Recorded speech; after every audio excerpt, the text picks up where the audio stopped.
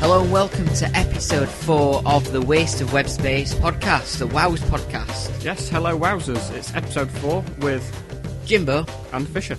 And I'm very pleased that we actually reached a peak of 14 followers on Twitter. I know, it's gone down to 13 now. It has gone, so someone has unfollowed us. Yep, and 2 of the followers are still ourselves, so we're technically speaking kind of got 11 followers.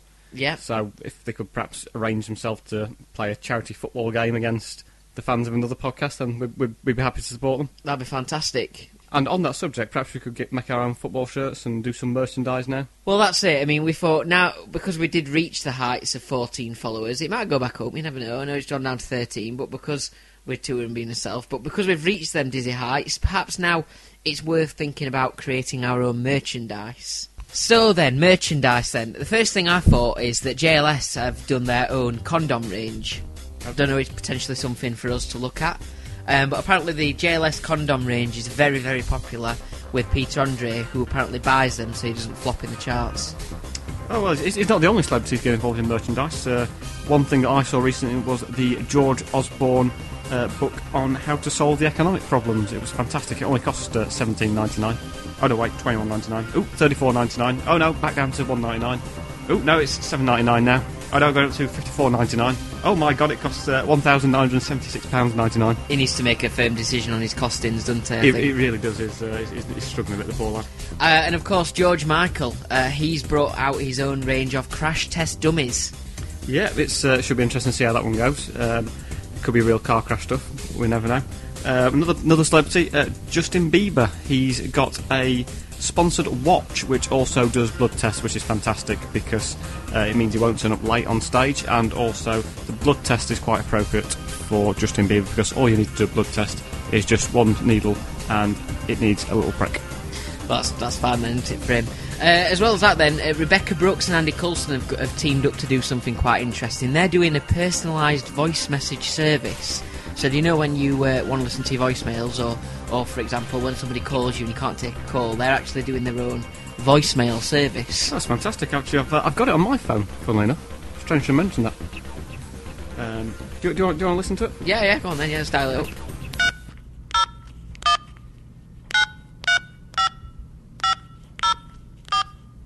You have one new message. Message received today at 12:37 p.m. Message was from Jimbo. He just asked what you're up to at the moment, and unfortunately though, he didn't reveal details of anyone who he was sleeping with, which is very unfortunate. To listen to the message, press 1. To save the message, press 2. To delete the message, press 3. To allow me to listen to the message again, press 4. To voluntarily forward the message to me, which won't be a crime, press 6. To erase the memory of James Murdoch, press 7. To ensure this voicemail message is never used as evidence against me in court, press 8. And if you don't know what the German word for no is, press 9. If you're Pete Doherty and you would like to order some more gear, press hash. If you're a well-known historian called David, please press the star key. Oh, I like that. That's good. I think I might have to invest in that. Oh, no, it's very impressive. The other thing that I've recently seen was the John Terry Football Changing Room Improvement Kit.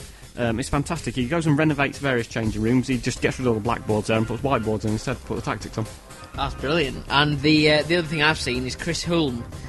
He does some personalised USB sticks, which apparently are for, they're in his name, but they're for helping you remember who was actually driving your car. Yeah, just plug it into the car and you're away, and it says who was driving at any specific point.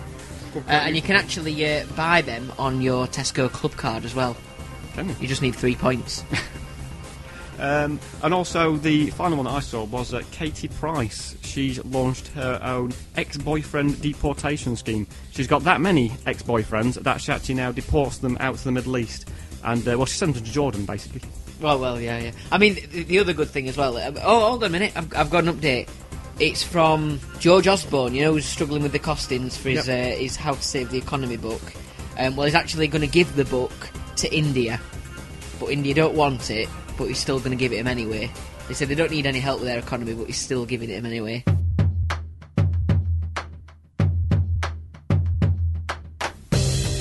Well, we touched on him earlier on. It's time for the Justin Bieber section of the show. I didn't touch on him. Well, suppose it's a good job because he's 19 now. So Yeah, he's 19, yeah, so... Not that I'm suggesting you should touch him anyway. No, I don't think we should be touching anyone. No. Although we are actually sat very close to each other, but certainly not touching each other. Well, that's to do with the fact we've only got one microphone at the moment, which is half my fault, a lot your fault. Predominantly because it's your microphone, and you bought one microphone with you, and I've bought no microphones, so predominantly it's completely my fault.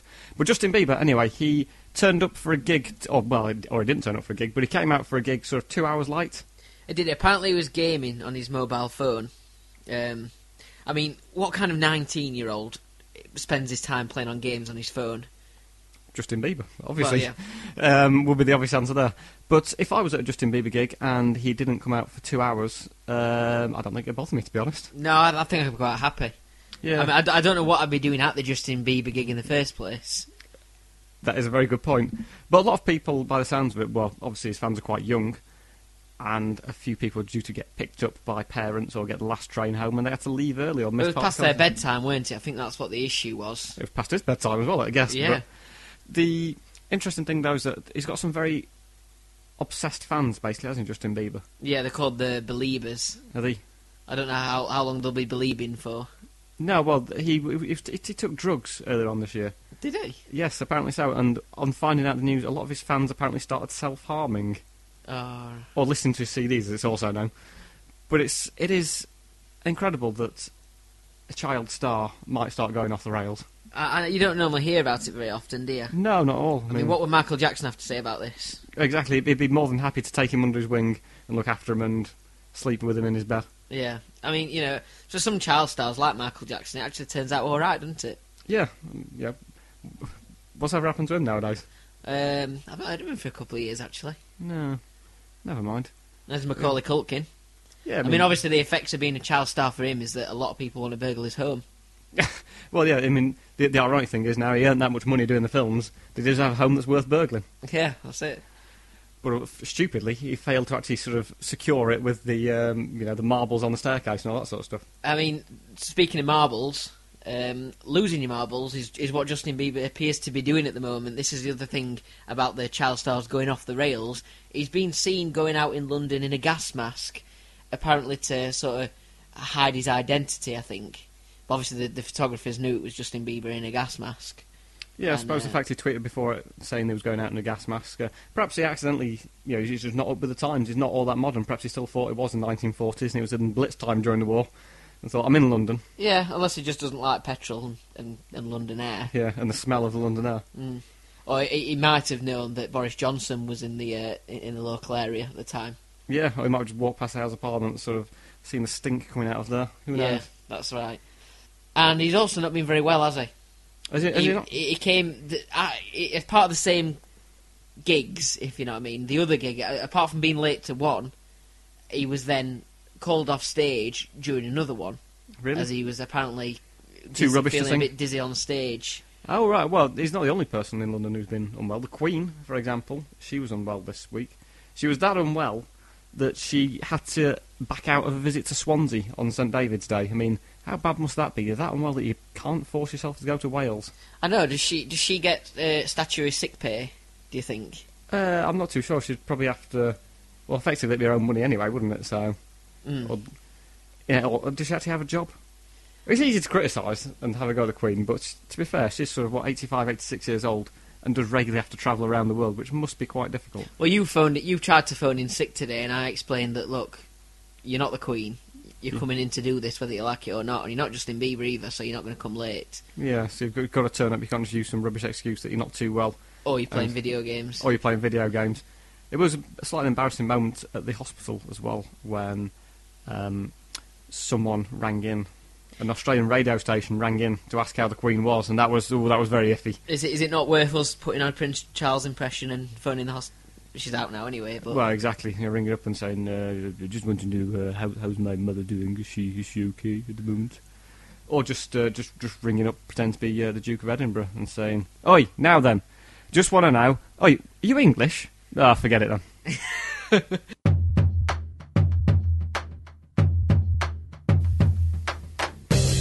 So then, now, last time on our podcast we did a chart feature as we did receive some complaints that we didn't do enough featuring the top 40 charts. Yeah, that was music charts, but now we're branching out. We addressed that quite well, didn't we, at the time? Now we had a few complaints saying that we don't do enough on film and telling the people what there is to go and see at the cinema.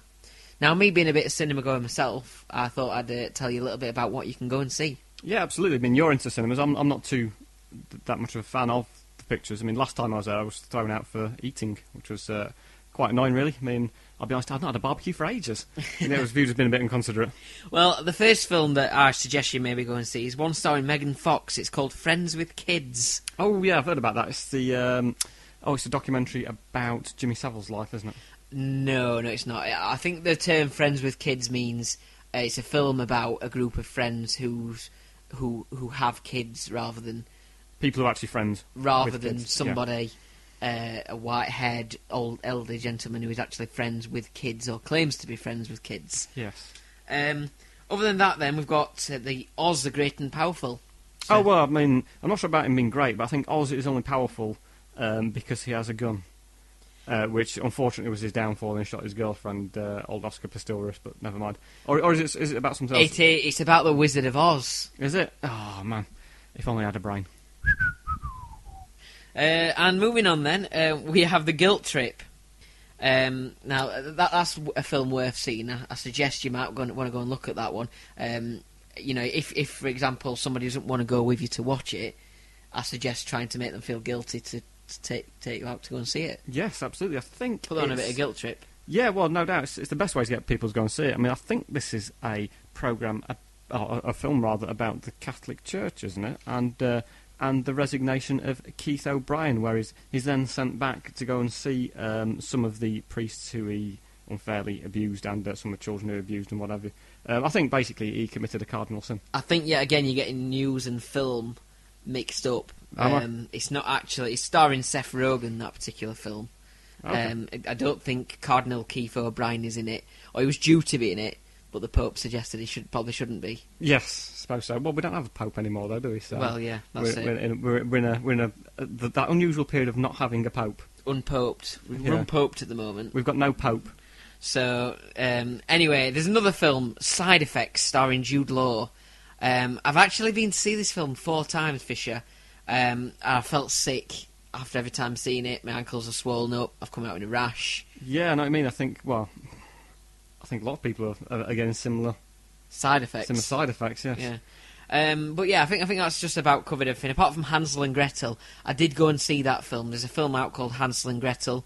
Obviously, it's kind of based on the original story of Hansel and Gretel a little bit, but obviously made it a little bit darker and everything. But I went to see it at a multi-complex cinema in Manchester, and it was so big, the cinema, that I had to leave popcorn trails behind me to find my way out. So. Fair enough. I mean, there's also been Oscars. The Oscars have been on, I think, since we did our last podcast. I think we talked about the build-up to the Oscars in the last one, but now they've actually happened. One of the big winners was a film called Argo, I think, which is a film where a man goes into a department store and tries to guess what items they have in stock by putting into a small keypad. Is that right? I think it is, and I think when you go to obviously view the film, you have to go to your collection point. Yes, and they call out a number. I'm getting confused now. It's Argos. That's Argos. Oh right, sorry. Do apologise. There was one controversial moment at the Oscars as well, which is when the woman who won the Best Actress award, whose name I don't know, but you might be able to tell me. Oh, Jennifer Lawrence. Jennifer Lawrence. She fell up some stairs, I think. Which is quite a difficult thing to do. Yeah, she stars in a film called The Hunger Games. Really? Yeah. Perhaps she's not had anything to eat, and that's sort of made her a bit dizzy. Hungry that she fell up the stairs. Yeah. She actually plays an action hero in that film, so to fall upstairs. Yeah, that's... So I can't imagine that this action hero is very good. Oh, hang on. We're at a locked door. Oh, well, never mind. We can't get through that in any way, can we? But it's falling upstairs. It's like standing down from something. It doesn't really work, does it? Yeah, I know, yeah. It's... But I suppose the main story, from an English point of view, was the fact that the English and Irish actor Daniel Day-Lewis, he became the first man to win 3 Oscars for Best Actor. You a Daniel Day-Lewis fan? No, is he the gentleman who was on Hollyoaks and Doctors and things like that? I think that was Darren Day. Darren Day, right? Yeah. Okay. Did he get confused between the two of them? Well, they both got Day in the name, and one's Daniel, one's Darren. Yeah. But yeah, tell me a bit about Darren Day-Lewis. Well, if you're not a fan of him, then you might want to kick him in the face with your left foot. But he was also, I'm not sure about this. He played Lincoln, didn't he? He played an entire city? Well, he played President Lincoln. President Lincoln. Okay. Is that what I presume that's what he got his latest Oscar for. But he also, I think, had a slight hiatus from being an actor during the late 90s. And I'm not entirely certain about this, I think he actually started making shoes for a living while he lived in France. I'm not sure whether that's true, or it might be cobblers.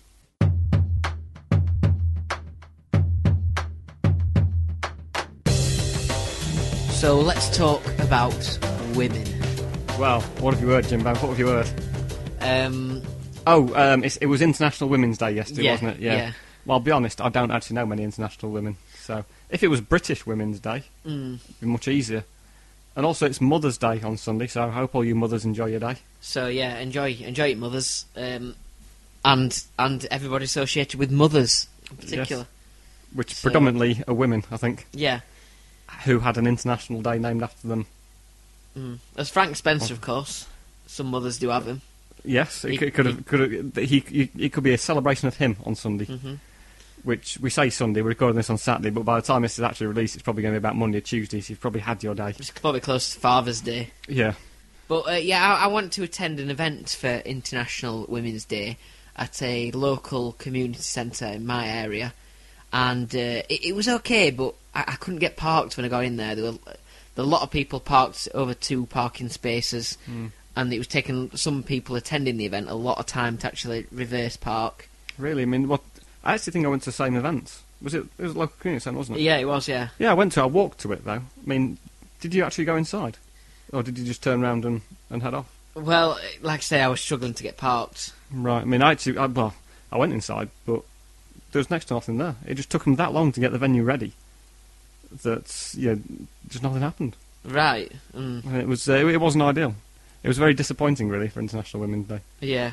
I mean, the attendance wasn't great, was it? No. Apparently a lot of them were at home doing the ironing. Yeah, well, I suppose someone had to do it, didn't they?